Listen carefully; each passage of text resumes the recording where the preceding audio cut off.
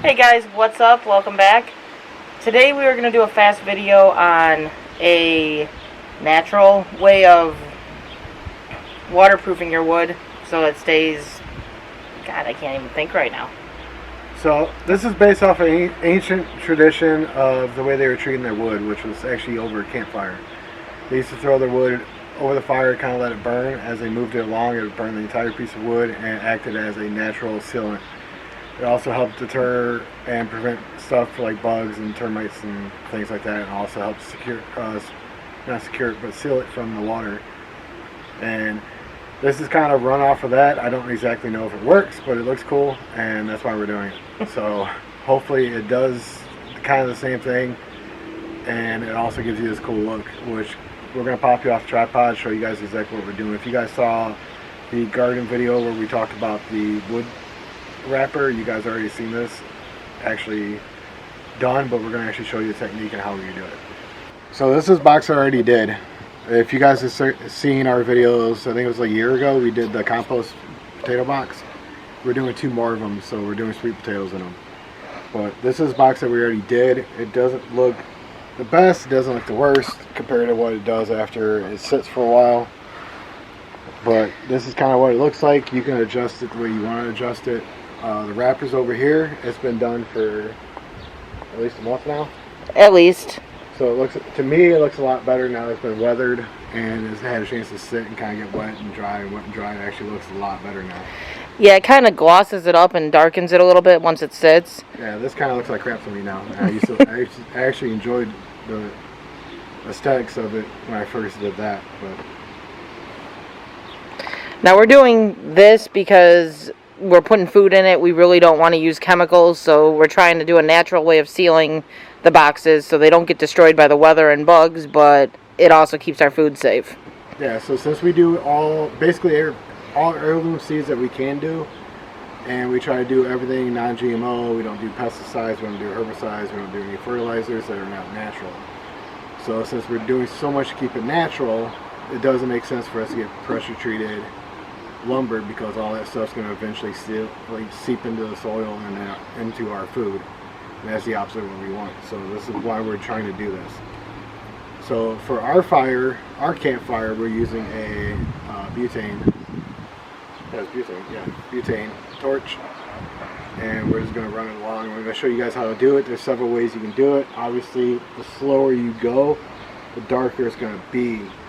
If you kind of go a little quicker, like I like doing a bunch of different, like I'm not trying to do like one strip, I'm not trying to do them equally, I'm trying to mix them up so I don't have a burn mark in a line, from me going with this. Because every time you stop to switch, it's going to sit a little longer and make it blacker. So,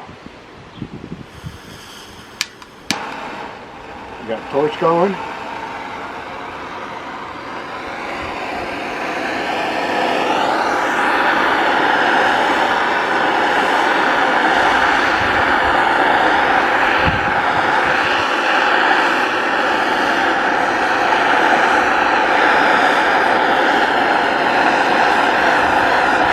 You just don't want to hold it in one spot too long because you will catch the wood at that point on fire. You're using a torch, so it's going to obviously catch stuff on fire.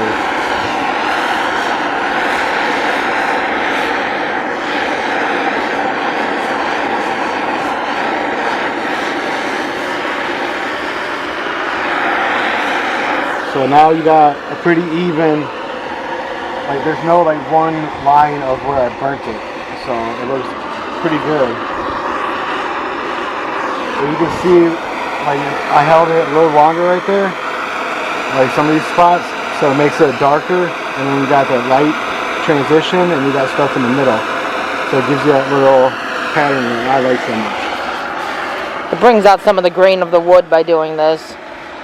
So instead of just looking like a flat finish, you actually have that grain of the wood showing.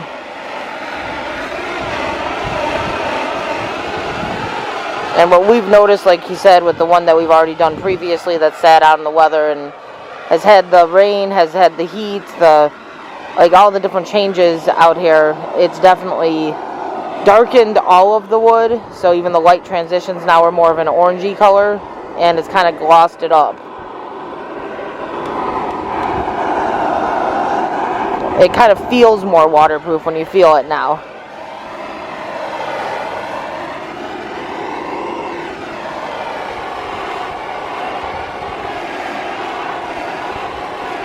And I guess we report back at some point, maybe in a video down the road, as this has sat outside and been used and had the dirt in there.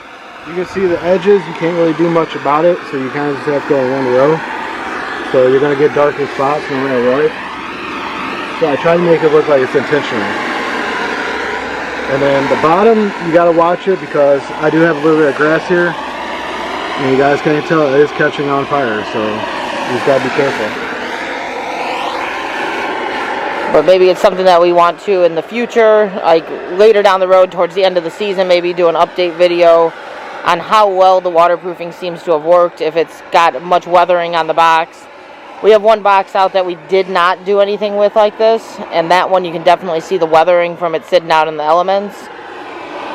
So we'll get an idea of how well this works in a sense as it sits. The inside works the same as the outside. You just got to be careful in the corners because you want to get the corners, but you don't want to set the thing on fire.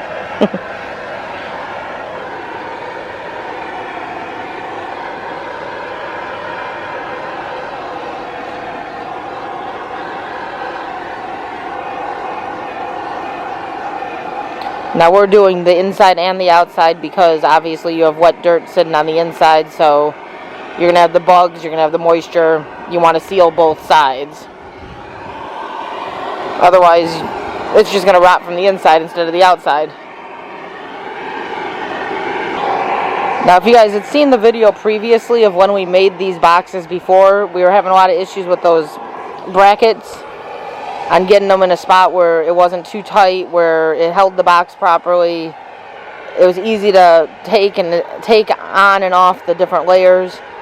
And we were actually able to do 2 brackets now, which is what we were trying to do, because we've got a table saw, so we were able to take a larger piece of wood and cut it down to size, and it cut a better edge on them. They were actually able to go with just 2, and it worked. So that was a big plus. It's actually tighter now than it was with the other ones, I think, but it also is easy to remove and add additional layers now. Our other one is really tight in spots and really loose in spots.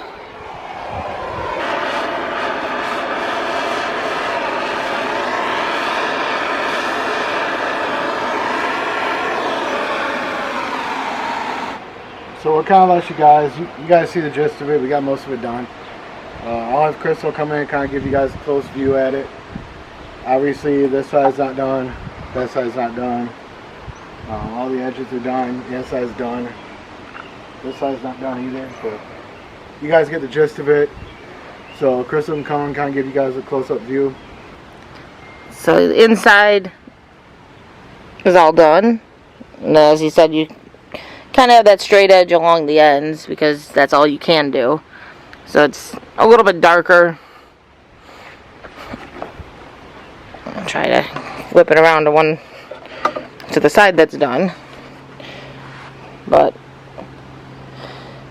if it follows true to what the other one has done, as this sits outside and weathers, this should darken all in these lighter areas, and it just should get a little shinier and glossier. But it looks really good, and it's a natural way to seal your wood according to everything we've researched. So hopefully that's the case. And it just keeps our food from getting all the chemicals in it from all the sealants that you can buy on the market.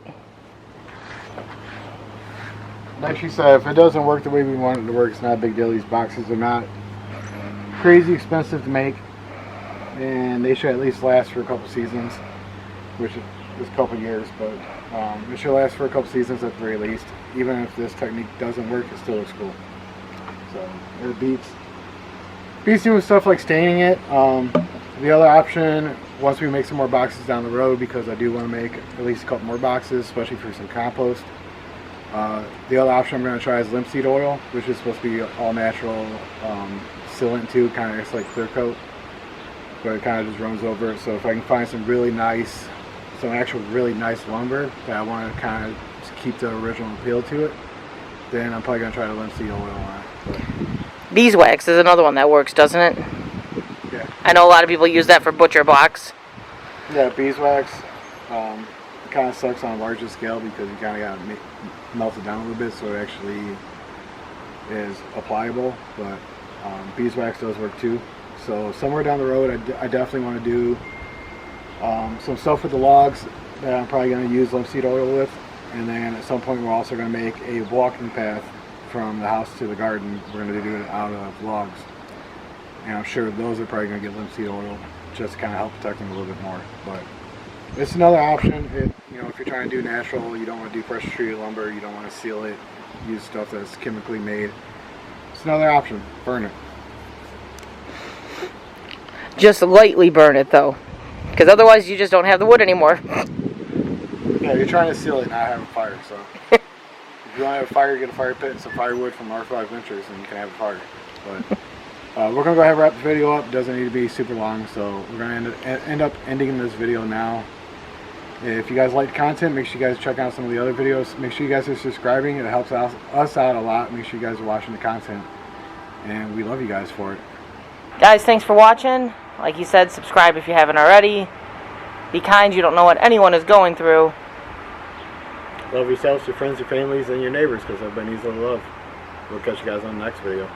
Peace.